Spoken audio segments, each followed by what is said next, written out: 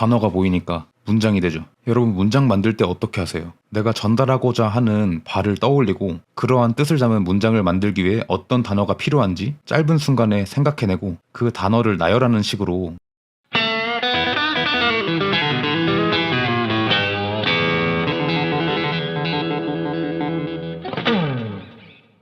안녕하세요. 완전 오도만큼 기분 좋은 채널 오도뮤직입니다. 인디 케미스트리 님께서 카피에서 배운 것을 창작으로 옮기는 것에 대해선 어떻게 생각하시나요? 보컬이든 기타든 카피는 많이 해봤지만 막상 스스로 곡을 쓰려니 어떻게 적용시켜야 할지 감이 안 오네요. 이거에 대한 생각도 영상으로 한번 만들어주시면 좋겠습니다. 이렇게 댓글을 달아주셨네요.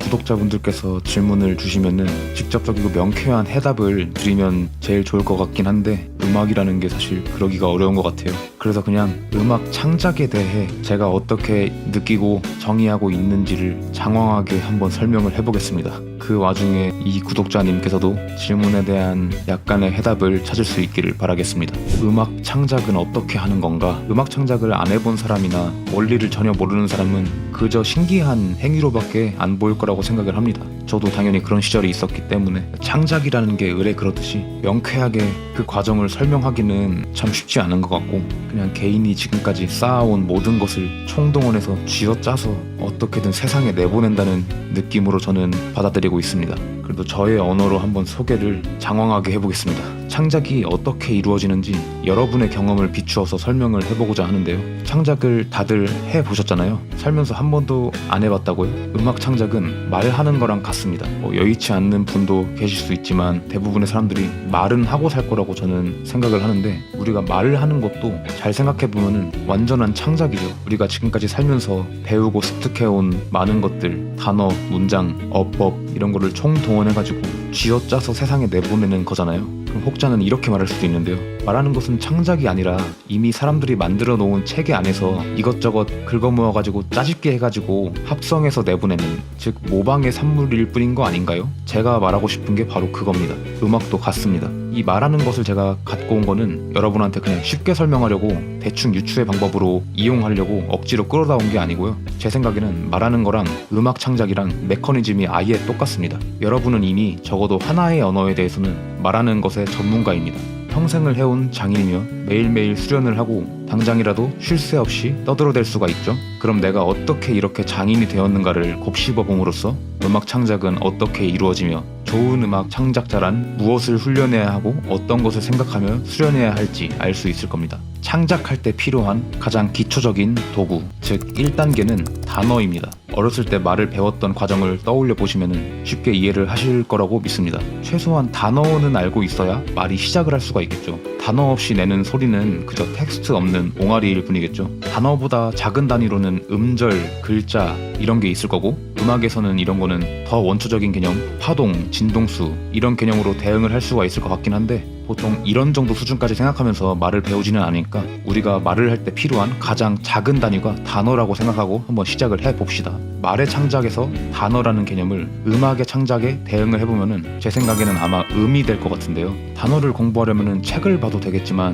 어린애였을 때를 떠올려 보면은 그냥 어른들 말하는 거 주워 들으면서도 체득을 할 수가 있죠. 처음에는 무슨 뜻인지도 모르고 따라하지만 계속 듣다 보면 어떤 상황에 어떤 단어가 쓰이는지 우리의 동물적인 감각으로 습득을 하게 되고 단어의 뜻까지 유추할 수 있는 단계에 이르게 됩니다.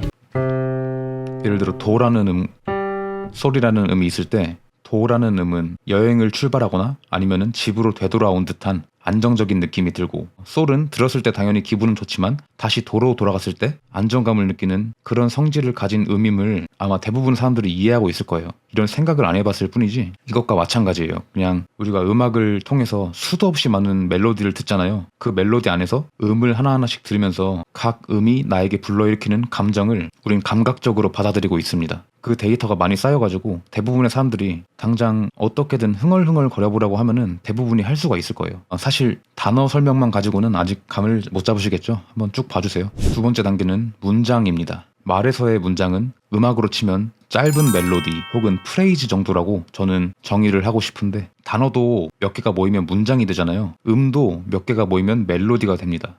이거 한번 들어보세요.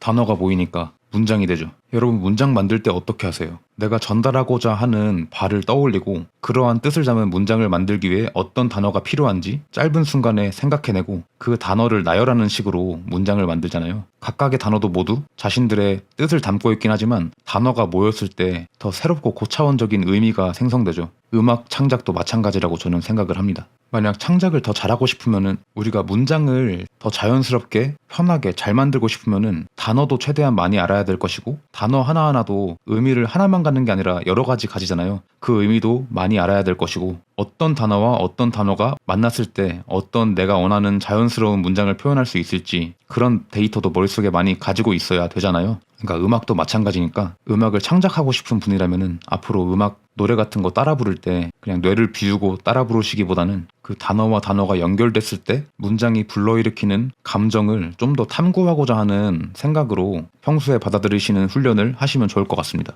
좀 인위적으로 설명을 해볼게요. 솔도 했을 때 순식간에 안정되는 이러한 느낌. 미래도 이렇게 단어가 순차적으로 하강했을 때 불러일으키는 상투적이지만 익숙한 이런 감정. 미도일 때랑 레도 어떤 음에서 출발해서 어떤 음으로 끝났을 때 또 느낌이 다르죠. 이런 것도 평소에 관찰하려고 하는 노력을 많이 하셔야 각 음이 가진 특징도 잘 알고 써먹을 수가 있는 겁니다. 3단계는 분위기입니다. 우리가 이제 단어도 많이 알고 단어를 묶어가지고 문장도 만들 수 있는 수준에 이르렀다고 생각해 봅시다. 근데 그럼에도 아까 단어와 마찬가지로 문장도 똑같은 문장이라도 한 가지 의미만 담고 있는 게 아니죠. 같은 문장이라도 분위기에 따라서 뜻이 완전히 달라지는 경우도 있고 어떤 상황에서 쓰냐에 따라서 색다른 의미가 부여되기도 하죠. 말에서의 분위기는 음악에서의 코드입니다. 한번 보실래요? 여기 악보에 나와 있는 대로 한번 코드를 치면서 노래를 불러볼게요. Amazing grace, how sweet the sound. 제가 이번에는 멜로디는 똑같이 부르면서 코드만, 즉 분위기만 바꾸면서 한번 불러볼게요. Amazing grace, how sweet the sound. 다르게도 해볼까요? Amazing grace, how sweet the sound. 같은 말이라도 분위기에 따라서 다르게 들리는 것처럼 같은 멜로디도 그 멜로디를 받치고 있는 코드가 무엇이냐에 따라서 다르게 들릴 수가 있습니다. 그러니까 우리는 창작을 잘 하려면 분위기도 잘 알아야겠죠. 음악으로 치면 코드도 많이 알아야 되고 각 코드가 어떤 소리를 내고 어떤 코드에서 어떤 멜로디를 썼을 때 잘 어울릴 것이며 또 분위기를 색다르게 하고 싶으면은 또 다른 어떤 코드가 나의 선택지 안에 있는지 이런 것도 잘 알면은 창작을 잘하겠죠. 결국에는 제가 지난 영상도 그렇고 그냥 잘 모르겠으면 공부해라 이런 결론만 나는 것 같아서 살짝 아쉽긴 한데 본질은 그게 맞습니다. 공부가 사실 책 보고만 하는 게 공부가 아니라 평소에 음악을 듣거나 카피를 하면서 따라 할 때도 당연히 아무 생각 없이 하시진 않았겠지만 그 사람이 아무래도 계속 하다 보면은 아무 생각 없이 하게 되잖아요. 그럴 때 조금이라도 더 새로운 것을 습득할 수 있게 감각을 일깨우려는 노력을 하고 내가 지금까지 보지 못했던 어떤 거를 추가로 그 카피 연습 과정에서 얻어낼 수 있는지도 생각을 많이 하면은 좋을 거예요. 그러니까 카피를 많이 해봤음에도 창작이 잘 안 된다면은 제가 지금까지 말씀드린 저 세 단계 중 어딘가에서 그냥 막혀 있는 거라고 저는 결론을 짓겠습니다. 카피를 더 열심히 더 많이 하시던가 아니면은 앞으로는 카피할 때는 아무 생각 없이 하는 게 아니라 상황을 이해하려는 노력을 좀 더 많이 할 필요가 있다고 생각이 듭니다. 내가 말을 더 잘하고 싶은데 말이 잘 안 나오면은 어디에 문제가 있는 걸까요? 단어를 너무 조금만 알고 있다거나 단어가 가지고 있는 뜻을 제대로 모르고 있다거나 한 단어도 수많은 의미를 가지고 있을 텐데 그 다양성이 너무 좁다거나 아니면은 단어를 뭉쳐가지고 문장을 만들 수 있는 능력과 경험이 부족하다거나 그 문장을 어울리게 해줄 수 있는 분위기들을 잘 모르고 있다거나 이런 문제가 있을 거라고 생각이 들고 음악을 창작하는 과정에서 어려움이 있으면 똑같은 관점에서 더 성장하려고 노력을 하면 좋을 것 같아요. 좋은 음악을 만들고자 하면은 어떻게 하면 좋은 말이 나오는지를 한번 생각을 해보세요. 화려하고 기교가 뛰어난 말을 하고 싶은 거라면은 좋은 분위기와 좋은 문구, 격언 같은 거를 많이 공부해서 머릿속에 데이터로 쌓아 놓으면 좋겠죠. 그러니까 화려하고 기교가 뛰어난 음악을 하고 싶은 거라면은 화성학을 공부하고 음악을 듣고 카피할 때도 화성학 관점에서 시도를 하길 추천드립니다. 좀 더 분석적으로 받아들이라는 거죠. 다양한 코드를 체화하려고 하고 그 코드가 쓰이는 상황과 그에 어울리는 멜로디를 최대한 방대하게 학습하십시오. 반면에 화려하진 않지만 담백하고 감동적인 말도 당연히 좋은 말인데요. 어린아이들도 이런 걸 할 수가 있습니다. 당연히 어린아이들이 어떨 때 그런 말을 통해서 우리에게 감동을 주나요? 간단하고 사소한 말이라도 틀을 깨는 상황에서 사용을 하거나 예상치 못한 상황에서 잔잔하게 밀어넣음으로써 그런 효과를 불러일으킨다고 저는 관찰하고 있습니다. 그럼 간단한 말에 그러한 사용예를 많이 탐구를 하세요. 간단하면서도 잔잔한 감동을 주는 음악들의 코드 진행을 많이 학습하고, 그럼 사실 그리 다양하지가 않을 거예요. 그럼에도 그런 음악을 그렇게 감동적으로 만드는 이유는 그 분위기에 정말 절묘하게 맞는 멜로디를 작가가 잘 사용하기 때문이라고 저는 생각을 하는데, 그런 음악들이 갖는 멜로디의 공통점을 분석을 해보고 머릿속에 체계화를 하려고 노력을 해보세요. 그리고 마지막으로 진짜 중요한 건데, 창작은 99%가 모방입니다.